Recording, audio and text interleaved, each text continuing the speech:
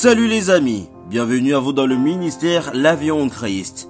Aujourd'hui nous serons dans la thématique de la prière et nous apprendrons sur la prière que Jésus a enseignée.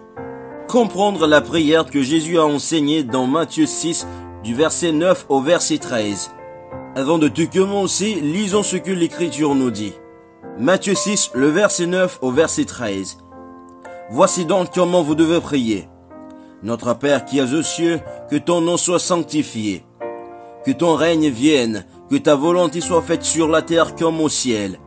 Donne-nous aujourd'hui notre pain quotidien. Pardonne nos offenses comme nous aussi nous pardonnons à ceux qui nous ont offensés. Ne nous induis pas en tentation, mais délivre-nous du malin. Car c'est à toi qu'appartient, dans tous les siècles, le règne, la puissance et la gloire. Amen.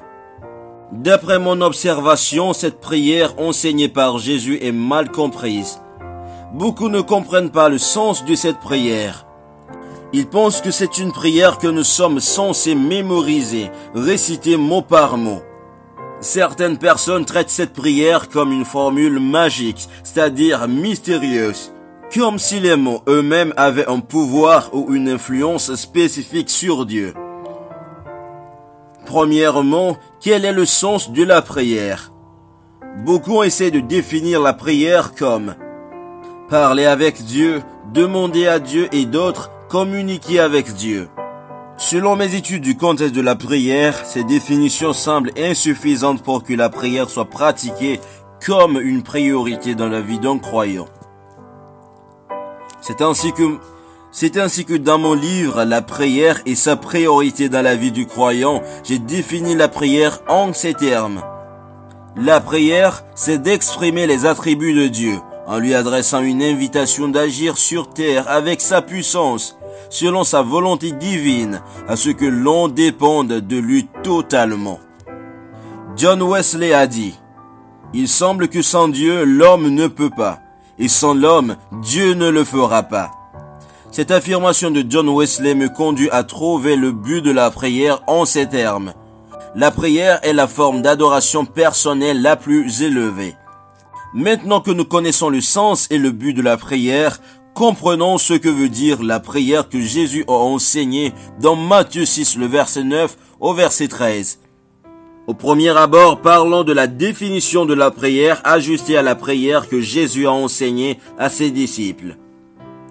En premier point, la prière, c'est exprimer les attributs de Dieu, c'est-à-dire la personnalité de Dieu. Notre Père qui es aux cieux, que ton nom soit sanctifié. Lorsque vous saurez qui est vraiment Dieu, alors vous serez très prudent avant de venir à lui. Point numéro 2, la prière, c'est adresser une invitation à Dieu d'agir sur terre. Que ton règne vienne. Cela veut dire que l'atmosphère du ciel vienne, que l'atmosphère du ciel influence celle de la terre, que l'atmosphère du ciel prenne contrôle total. Point numéro 3. La prière, c'est chercher la volonté de Dieu. Que ta volonté soit faite sur la terre comme au ciel. Lorsque vous ne désirez que la volonté de Dieu dans votre prière, vous ne serez jamais fatigué lorsque vous n'obtiendrez même pas de réponse comme vous le souhaitez. Point numéro 4. La prière, c'est dépendre de Dieu totalement. Donne-nous aujourd'hui notre pain quotidien. Pardonne-nous nos offenses. Car c'est à toi qu'appartient dans tous les siècles le règne, la puissance et la gloire. Amen. Cela montre que vous avez toujours besoin de Dieu 24 heures sur 24, 7 jours sur 7. Il n'y a pas une seule seconde que vous puissiez vous soutenir si vous êtes encore vivant. Quelle que soit la réponse de Dieu, vous devez toujours dépendre totalement de lui.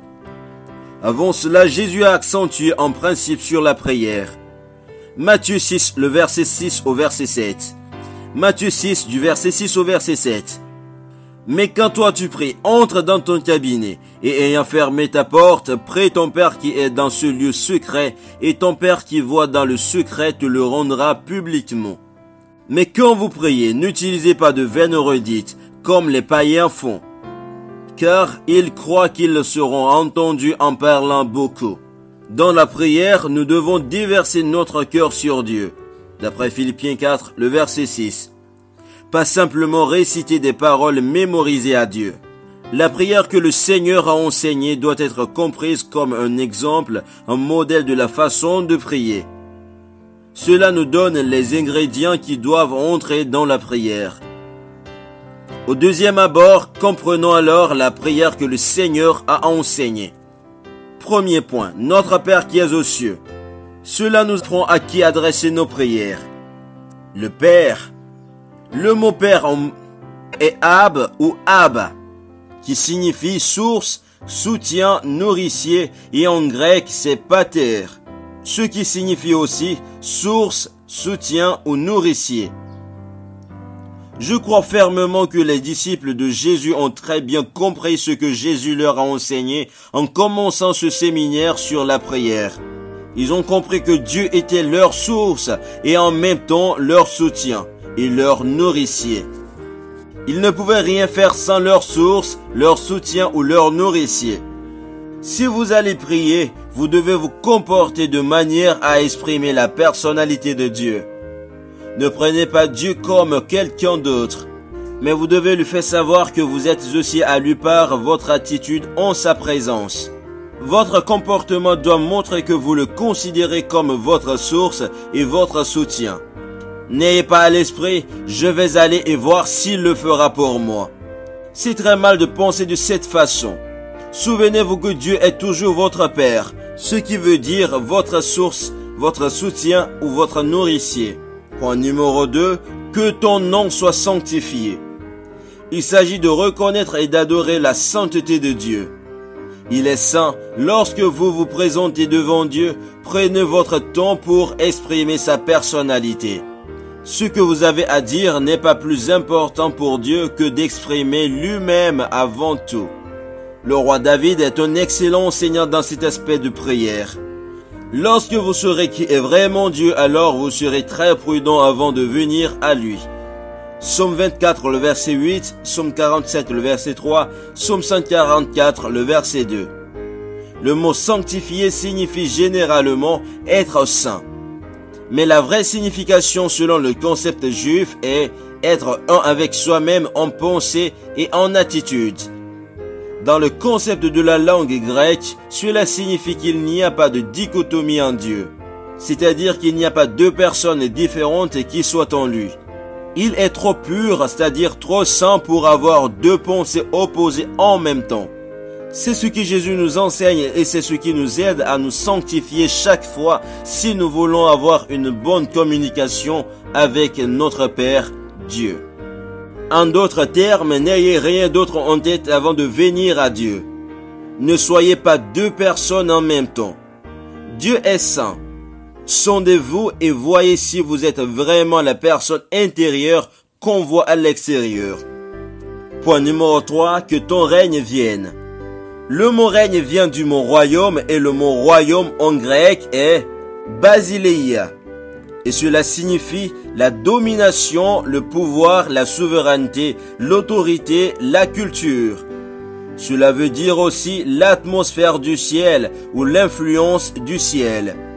Jésus savait que lorsque la domination, la souveraineté, l'autorité, la culture, le règne, l'atmosphère du ciel ou l'influence du ciel est présente sur la terre, il n'y a aucun autre pouvoir qui pourrait s'opposer à la réalisation de tout ce dont nous avons besoin.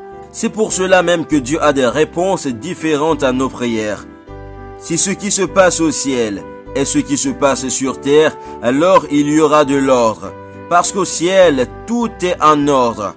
La présence de Dieu règne donc, la paix règne. Lorsque l'atmosphère du ciel influence l'atmosphère de la terre, tout ira bien. Les disciples ont compris que seule la puissance glorieuse pouvait contrôler celle de la terre et celle de Dieu. Point numéro 4. Que ta volonté soit faite sur terre comme au ciel. Cela veut dire but, décret, désir, souhait, faire ce qui est plaisant ou plaisante. Ceci nous rappelle que Dieu est Dieu et que rien ne lui est inconnu. Il fait ce qui lui rend gloire. Nous devons prier pour le dessein de Dieu dans nos vies et dans le monde pour notre propre dessein. Puisqu'il sait tout, nous devrions alors prier pour que les désirs de Dieu soient accomplis, pas les nôtres. Alors si nous choisissons de dépendre du dessein de Dieu pour nos vies, nous continuerons de prier quoi qu'il arrive. C'est la raison pour laquelle la prière ne consiste pas seulement à communiquer ou à dialoguer avec Dieu. La prière n'est pas seulement exigeante. Lorsque nous limitons la prière à ces aspects, alors la prière ne pourra pas être une priorité dans notre vie.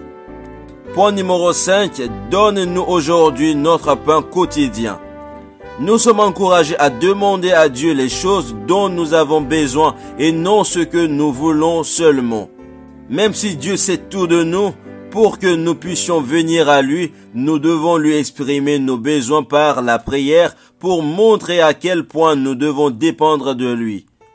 Avoir besoin de lui en tout et à chaque seconde de notre vie. Le pain quotidien signifie le nécessaire ou le suffisant. C'est pourquoi il a dit, « Ne vous inquiétez donc pas pour le lendemain, car le lendemain prendra soin de lui-même. À chaque jour suffit sa peine. » Matthieu 6, 34.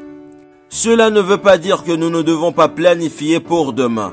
Mais cela signifie que nous ne devons pas être anxieux tant que nous n'oublions pas celui qui est responsable de nos situations. Point numéro 6. Pardonne-nous nos offenses comme nous aussi nous pardonnons à ceux qui nous ont offensés. Le pardon aux autres est la clé pour être pardonné par Dieu. Nous avons toujours besoin de la restauration de Dieu. Le péché est le danger qui détruit notre relation avec Dieu. Parce que la nature humaine est toujours influencée par le péché. Cette nature est contre celle de Dieu. Cela nous rappelle de toujours trouver un moyen de nous laver, de nous nettoyer et de nous purifier. Nous devons alors confesser nos péchés à Dieu et nous en détourner. Et aussi pardonner aux autres comme Dieu nous a pardonné. Nous avons besoin que Dieu ait pitié de nous. Mais la plupart du temps, nous négligeons d'avoir pitié des gens et de les oublier. Nous avons besoin du pardon de Dieu, mais nous ne voulons pas pardonner aux autres quand ils nous marchent dessus. Parce que nous avons besoin de Dieu comme l'air que nous respirons, nous devons apprendre à pardonner aux autres pour être pardonnés par les autres. Nous devons toujours choisir de pardonner aux autres même si c'est parfois très difficile. Point numéro 7, ne nous induis pas en tentation, mais délivre-nous du malin. En fait, Dieu ne nous tente pas. Même s'il permet à un événement de venir dans nos vies, il le fait pour prouver notre foi en lui. Cette dernière partie concerne un appel à l'aide pour obtenir la victoire sur le péché et demander de protection contre les attaques du diable. Cela montre notre dépendance de Dieu. Nous n'avons aucun pouvoir sur le péché sans l'aide de Dieu. Notre nature est déjà affectée. Il y a toujours des batailles spirituelles que nous ne pouvons même pas voir avec nos yeux. Mais Dieu étant le Père gracieux, il intervient toujours pour nous secourir. C'est la raison pour laquelle nous devons dépendre totalement de lui. Dieu est esprit, nous ne le sommes pas. Il voit les choses au-delà de notre imagination. Alors nous ne pouvons rien faire que de compter totalement sur lui. Point numéro 8 pour terminer, car c'est à toi qu'appartient dans tous les siècles le règne, la puissance et la gloire. Amen. Nous devons savoir que cette terre appartient au Seigneur et non à Satan. Satan, lui, est un usurpateur. Dieu a le pouvoir dont vous avez besoin pour vous délivrer du malin, et il le fait. La gloire appartient alors à Dieu et non à Satan. L'autorité de Dieu est sans fin. Par conséquent, dépendre de Dieu pour vivre efficacement en tant que croyant doit être une priorité. Cette prière enseignée doit être comprise comme un modèle. Enfin, comprenons que cette prière n'est pas une prière que nous devons mémoriser et réciter à Dieu comme certaines personnes le font. Ce n'est qu'un exemple de la façon dont nous devrions prier. Sa compréhension est ce qui compte et non sa récitation. Voilà donc en quelques lignes l'explication de la prière que Jésus a enseignée à ses disciples et laquelle nous devrons aussi appliquer à nos vies aujourd'hui afin d'avoir une vie de prière efficace. Merci d'avoir regardé la vidéo jusqu'à la fin, que Dieu vous bénisse de l'avoir partagée avec d'autres personnes. Shalom et à la prochaine.